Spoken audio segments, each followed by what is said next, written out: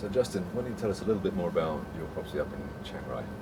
Well, the Méridien Chiang Rai is a contemporary design-led resort in Chiang Rai province. We're not far from the airport, not far from the city, so in terms of our location we probably offer quite an advantage point. But we have 159 guest rooms, 2 restaurants and 2 bars, and we're positioned right on the side of the Mekong River.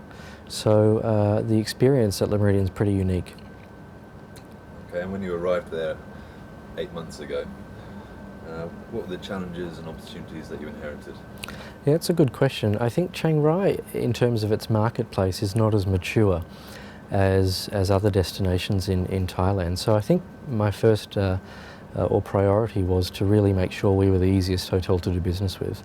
We spent a lot of time refining our processes and making sure that we delivered against what our customers wanted. Second to that was to make sure that we provide a lot of flexibility for the marketplace. Because it's not mature, there's downward pressure on rates in Chiang Rai at the moment, so we see a lot of that happening across the board. And as we're the only international 5-star resort there, providing flexibility in our pricing and everything we did was fairly key. Okay. The destination itself, you say it's sort of still slightly immature. What does it offer and why should people be going there? Well, I say it's not as mature as other destinations in Bangkok because we don't get the same type of traffic through the province, but Chiang Rai is a very charming place. I still say to many people it's Thailand's best kept secret, and I think you'll know that if you ask people in Thailand if they've been to Chiang Rai. But it's unique in the sense that it's not a very commercialised province, so you really do get a sense of a traditional, genuine Thai experience, coupled with the fact that it's not, you don't see any high rises, it's not commercially driven, and it's got a really cool country feel to it. So Chiang Rai offers probably something that a lot of provinces now don't offer in Thailand. Okay. Obviously you're putting a lot of effort into raising the profile of the destination by yourself. Yep. Are you getting support from the local industry and destination leaders? I think what we're just about to see or starting to see now is that Chiang Rai's tourism sector is starting to collaborate. And I'd have to say I probably haven't seen a lot of that happen in the past, primarily just because the demand wasn't there. But as we see Chiang Rai start to become more popular for travellers, the tourism sector is collaborating better, and our goal is to continue to push that and support that the best way that we can, along with the Tourism Authority of Thailand and important key players and stakeholders in Chiang Rai.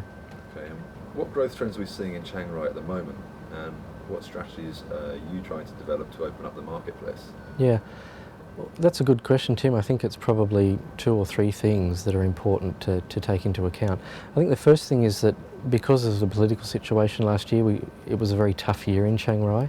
So to compare anything to last year's difficult. However, what we're seeing this year is that airlines typically have increased seats into Chiang Rai by just over 100,000.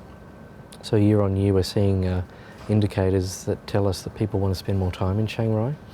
We're also seeing an opportunity to brand Chiang Rai as the gateway to the Mekong, and to work with the Mekong Tourism Coordination Office and key stakeholders to really get that message out there. We truly are the northernmost province in Thailand and really do sit at the base of the Mekong there. And because our resort sits on the banks of the Mekong River, which flows into the Mekong, it's obviously natural for us to try and explore that as a true branding or a true marketing piece to Chiang Rai and Le Méridien. But I guess for the traveller, what's more important is not only can someone now experience just Chiang Rai when they come to us. They have 6 countries at their doorstep effectively via the Mekong River. And we're exploring opportunities with our strategies this year and next to make that more accessible to the traveller when they come and stay with us. Okay, and which markets are you looking to now to try and start driving more traffic through there? Yeah, good question. I mean, 48% of our business still comes from Thailand, so it's pretty important for us to continue to focus on that. Outside of that, I'd say the biggest opportunities for us at the moment are really some regional Asian hubs like Hong Kong, Singapore and Malaysia. And we've spent a lot of time and effort in the last 2 or 3 months understanding those markets better and exposing Chiang Rai and Le Méridien to that marketplace. Okay.